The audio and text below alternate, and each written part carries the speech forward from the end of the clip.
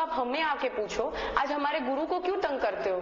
आज हमारे गुरु को क्यों प्रश्न किए जा रहे हैं कि ऐसा क्यों और वैसा क्यों? आज कार्यकर्ताओं को पूछो, आश्रम वालों को पूछो, हम रह रहे, हमारे खुद के अनुभव सच्चे, हम लोग हमारा खुद का इतने सारे लोगों की ये प्रमाण है कि हम इतने शांति और आनंद इतने घोर कलयुग में पा रहे हैं। न ये वशीकरण से होता है, न तंत्र से होता है। अगर तांत्रिक प्रयोगों से और वशीकरण से कोई कहता है ये होता है, तो हमारे सामने बड़े से बड़े तांत्रिक और वशीकरण वाले लेकर आओ जो करोड़ों लोगों को शांति दे सके। आज किसी में ताकत है ऐसी शांति देने की? हो तो हमारे सामने आओ, हम नतमस्तक हो जाएंगे उनके सामने। आज एक भारतीय संस्कृति में ये ताकत है, ऐसे महापुरुषों में ताकत है। और ये संस्कृति सहिष्णु है, इसका मतलब ये नहीं कि वो संस्कृति निर्बल है। आज ये संस्कृति निर्बल नहीं है। आज हमारे गुरु चुप है। आज करोड़ों लोग उनके अनुयायी है, पर फिर भी चुप है। इतने गंदे अश्लील शब्दों से लिखा जा रहा है, चरित्र के लिए लिखा जा रहा है, आश्रम की बहनों के प्रति लिखा जा रहा है, हमारे गुरु के लिए लिखा जा रहा है। आज ये लोग चुप है तो कोई निर्बलता से चुप नहीं है। आज संस्कृति की देन है कि वो चुप है, वो शांति चाहती है। आज हमारे गुरु सहिष्णु है, इसीलिए चुप है। आज इस संस्कृति को प्रणाम करो, आज हमारे गुरु को प्रणाम करो। वरना और किसी प्रतिष्ठित के लिए अगर ऐसा हुआ होता तो खून की नदियां बह गई होती पूरे विश्व भर में। अब आप ही सोचिए, पिछले 40 वर्षों से जो संत धर्म तथा संस्कृति के प्रचार प्रसार में रत हैं, क्या उनके आश्रम में ऐसे नीच कृत्य हो सकते हैं? हरगिज नहीं। क्या कहते हैं सीआईडी क्राइम ब्रांच के डीआईजी जीएस मलिक? 2 बच्चों की जो डेथ है उसी से रिलेटेड हमारा केस है, और बाकी कोई और केस नहीं। अच्छा, एक सीआईडी क्राइम की टीम आके पेपर में आया था कि कुछ ऐसे भोयरे हैं जहाँ पे कुछ मतलब धूप बत्ती और ऐसा तांत्रिक का ऐसा कुछ है, तो वो जस्ट हम चेक करने के लिए आए थे। एफएसएल की टीम भी आई थी, लेकिन सामान्य पूजा वगैरह का ही है, कोई ऐसा तांत्रिक का ऐसा कुछ हमको यहाँ पे मिला नहीं। पेपर वालों से मैं कहता हूँ, अगर आपके पास कोई है कुछ एविडेंस या कोई आदमी है तो आप वो सीआईडी क्राइम के पास लाइए। ठीक है ना? पेपर में जो भी लिखते हैं कि ये मिस्टर एक्स को ये वर्मा जो भी वो कह रहा है, उसको आप हमारे आईओ के पास लाइए, उसका स्टेटमेंट हम लेंगे। अगर सच होगा तो उसकी फिर वेरीफाई किया जाएगा। लोगों को गुमराह करने का, तोड़ने का काम तो कोई भी बिकाऊ और मानवद्रोही कर सकता है, पर धर्म और शांति के रास्ते जोड़ने का काम संतों महापुरुषों के अलावा और कौन करेगा? आइए अब देखें महिला उत्थान आश्रम की सेवाएं। महिला उत्थान आश्रम में भारत के विभिन्न प्रांतों से आई हुई अनेक नारियां आध्यात्मिक पथ पर अग्रसर हो रही हैं। पूज्य गुरुदेव के मार्गदर्शन व पूज्य माता लक्ष्मी देवी जी के सानिध्य में वे अपने जीवनोत्थान में रत हैं। समाज और संस्कृति के बीच सेतु बनने वाली इन बहनों का जीवन अत्यंत सादगी व संयम पूर्ण है। वे नियमित रूप से त्रिकाल संध्या, भगवान नाम जप, योगासन, प्राणायाम तथा धारणा ध्यान करती हैं।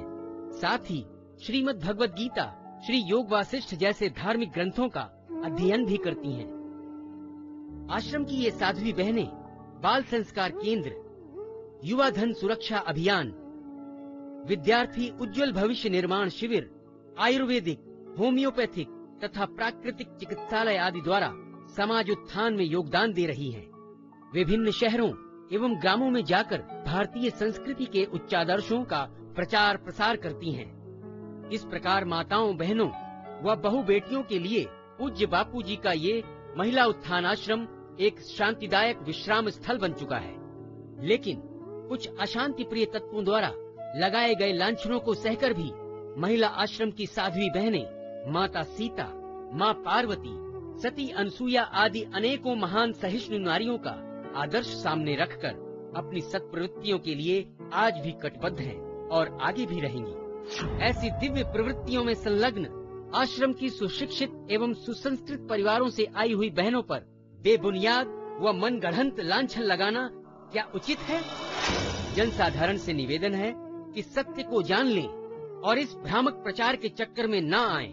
इन विषमताओं के बीच श्रद्धा, विश्वास और पुरुषार्थ का दीपक बुझ न जाए, ये ध्यान रखते हुए चिर विकास के पथ पर हम सभी निरंतर गतिमान बने। इन्हीं शुभकामनाओं के साथ समाज को भ्रमित करने वाले लोगों से सावधान रहें। महापुरुषों के जीवन में अनेक लोग अनुयायी बनते हैं और उनमें से कुछ अपने कर्मों की गति से उन्हें छोड़ भी जाते हैं। महापुरुष सदा ही सबका मंगल चाहते हैं, वे किसी का बुरा नहीं चाहते। लेकिन ऐसे आने और जाने वाले कुछ लोग महापुरुषों पर अनेकों प्रकार के लांछन लगाते हैं। परंतु क्या महात्मा बुद्ध, मीराबाई, गुरु नानक जी आदि अनेकों संतों पर तोहमत लगाने वालों को इतिहास में कहीं जगह मिली है? किसी भी एक दो पथभ्रष्ट व्यक्तियों की निराधार बातों को प्रसारित करना और लाखों करोड़ों दिलों को ठेस पहुंचाना, उनकी श्रद्धा को हिलाने का कुत्सित प्रयास करना, ये समाज के लिए हितकारी नहीं है। ऐसे ही पथभ्रष्ट तथा लोगों को गुमराह करने वाले व्यक्तियों में से एक है बड़ौदा का वैद्य अमृत प्रजापति, जिसका कहना है, मैं योग सीखने के उद्देश्य से आश्रम में आया था। वैद्य होने के कारण यहाँ मुझे बीमारों को देखने की सेवा दी गई। मेरा वेतन 15,000 रुपए निश्चित किया गया था। मैं आश्रम में 18 साल रहा हूँ और मैंने कई साल तक आश्रम में व्यभिचार देखा। इसी कारण से मैंने आश्रम छोड़ने का निश्चय किया, लेकिन आश्रम छोड़ते समय मुझे मेरा बैलेंस कैश नहीं लौटाया गया। ऐसे और भी कई मनगढ़ंत और निराधार आरोप लगाने वाले इस शख्स की हकीकत जानिए। क्या अमृत प्रजापति को वेतन दिया जाता था? बिल्कुल नहीं। वैद्य अमृत प्रजापति आश्रम में सेवा साधना के लिए आया था तथा मरीजों की चिकित्सा सेवा में जुड़ गया था।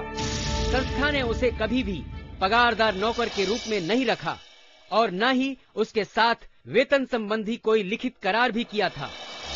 क्या अमृत प्रजापति खुद आश्रम छोड़कर गया या उसे आश्रम से निकाल दिया गया?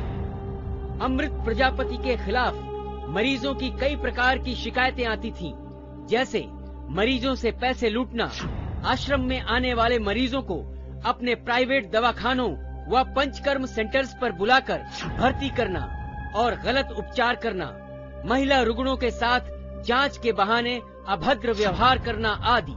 वैद्य अमृतलाल प्रजापति को मैं सन 2000 से जानती हूँ। सन 2000 से मैंने धन्वंतरी आरोग्य केंद्र साबरमती अहमदाबाद आश्रम में सेवा देना चालू की।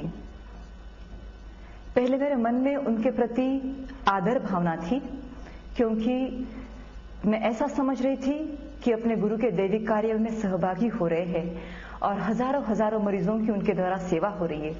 लेकिन जिस समय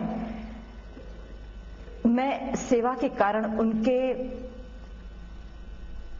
साथ जुड़कर सेवा करते समय नजदीकी से मैंने जब उनको देखा, तब मेरी सारी कल्पनाएं उनके विषय में जो मेरा आदर था वो धीरे धीरे हटने लगा।